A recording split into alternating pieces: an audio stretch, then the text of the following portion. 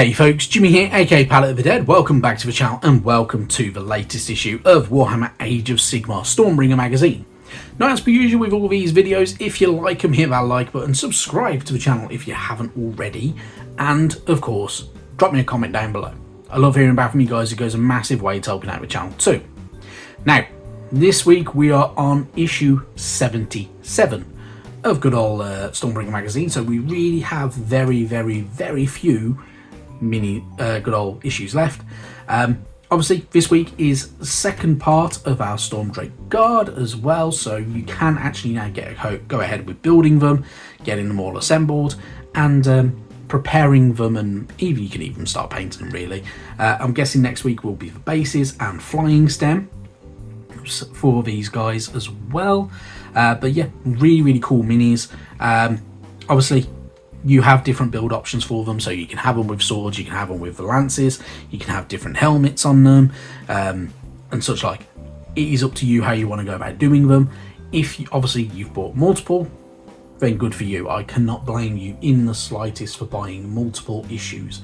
I have got another set of these coming, which I'm really happy about because these are super cool. So yeah, really good stuff there. Obviously there are quite a few parts, so just take your time, and painting them will be a bit of a challenge, but it's a challenge I'm sure you're up to, so why not? But yeah, really good stuff. Obviously, if you're not in the UK and you're watching this preemptively in advance of the next issues, keep an eye out for issues 76, 77, 78, because that's Stormdrake Guard. So if you are going to get them, make sure you pre-order them, and if you want to get extras, find your local place that can do them, and yeah, you might as well get some extras out of it, why not? Anywho, going into the issue, we are greeted by the finale to the story, Venom. So Golmrog, City Eater, has been wandering the lands by himself in a slow decline, but soon fate or simple bad luck will bring him back to his homeland of Gur, where the war has moved to. There he will face a new challenge with new possibilities for victory. So continuing that story and giving us our final section to it, gives us 4 more pages of our story to do with good old the Oryx, and going up against the Gloomsword Gits and Stormcast Eternals and such like, all fighting together, having a bit of a wah, and yeah, beating each other up, which is really cool. I've said it before, I think, or at least it feels like we have had less of the good old short stories in this magazine's run than we did in Mortal Realms magazine, and even than we did in Imperium magazine. So I don't know if that's going to be a trend going forward, that there'll be less of the stories and such like, or they're just trying new things with some stories and then some sections that are written so they're kind of story-like or book-like and such like that. So maybe, who knows. Anyway, talking about the book-like things, anatomy of a Troggoth. So obviously we've had the anatomy of an Orruk and Hobgrots and all that type of stuff. So this one's going through your Troggoths. Obviously with Troggoths, there are different varieties of Troggoths. There are Fellwater Troggoths, there are your good old Rockgut Troggoths and such like, and they are a little bit different. They are very nasty, and they have unique abilities as well, including self-healing and such like that, or rapid regeneration at least. And yeah, some of them are fungus addled, some of them are not, some of them are a bit weird, some of them spit acid, all sorts. But quite interesting stuff, and it is actually really quite interesting stuff to read about them. If you've not really experienced Troggoths within the Mortal Realms and the Age of Sigmar, this is a page that gives you a kind of an idea of what they're really like and what they can do and some of their abilities and such like. So pretty cool stuff there though. Going on though, we have our Stormcast Eternals page for our Stormdrake Guard. Obviously the Stormdrake Guard are a deadly fusion of Elite Warrior and Mighty Draconith. Their arrival is heralded by jets of scorching flame before the Draconith descend Talon of Thirst into the enemy, and their riders can strike with lances. Pretty cool, pretty nifty. These minis are pretty cool. Obviously, there is a pack Draconis because not all beasts want to have a rider or anything like that. So there is for Pack Draconis, which gives us a little bit of information about the fact that there is literally an alliance between the Stormcast Eternals and Sigmar himself, and some of the Draconith as well, including Krondis and Karazai as well. So pretty cool stuff there. And if you want that minis, it's one kit and you can make it either or, but really good stuff, just a little bit pricey. And obviously, because they're super big minis, take your time with painting them if you do get them. The same with the Stormdrake Guard, take your time painting them. You're going to want to do it as smoothly as possible, so I definitely recommend thinning your paint, spray painting it to give you the nice kind of even coat for your undercoat and such like. But yeah, really good stuff. Obviously on the other page you get to do your usual stuff, so reasons for battle, draconic strategies, and even naming the unit if you wish to. Entirely up to you if you do. Then going on, we get more stuff to do with Champions of Akshi, and you can utilise these to give them a heroic origins and such like that for any champions that are going to fight within that realm, or if you want them to originate from the realm of Akshi, but it's entirely up to you. Oddly, our How to Paint page gives us the Marshcrawler Sloggoth. Now, this isn't giving us all of the Marshcrawler Sloggoth, it's basically teaching you how to paint the rest of it.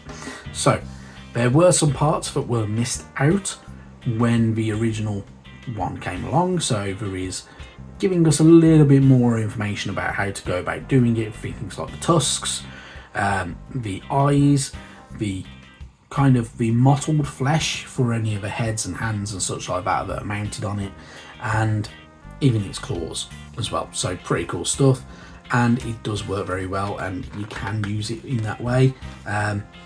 By all means, a bit of Wraithbone and some Colia Green Shade works very nicely for mottled flesh. So if you're ever painting something like zombies, you could do that as well. So pretty good.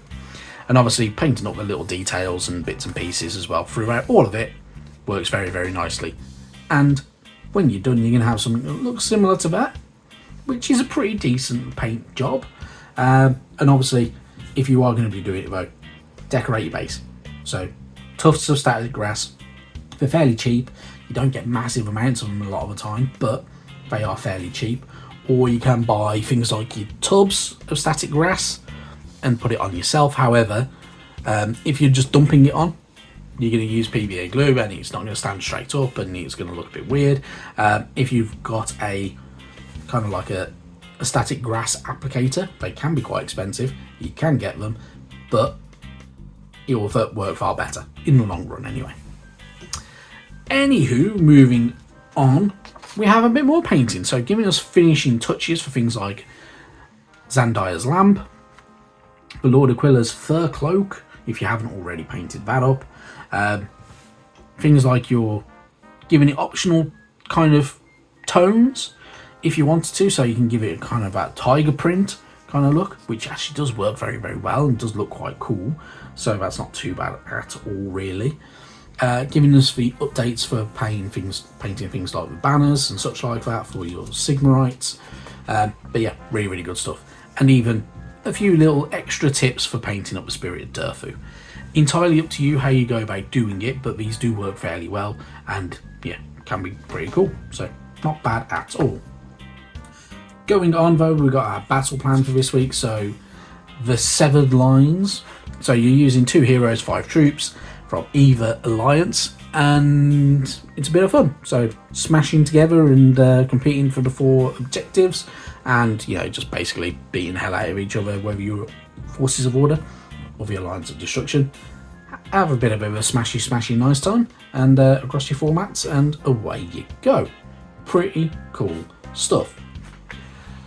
This week though does also come with a paint pull out bit as well, so all to do with getting your extra technique. So if you ever need to, and you're not sure about doing it, there is a good technique to painting up.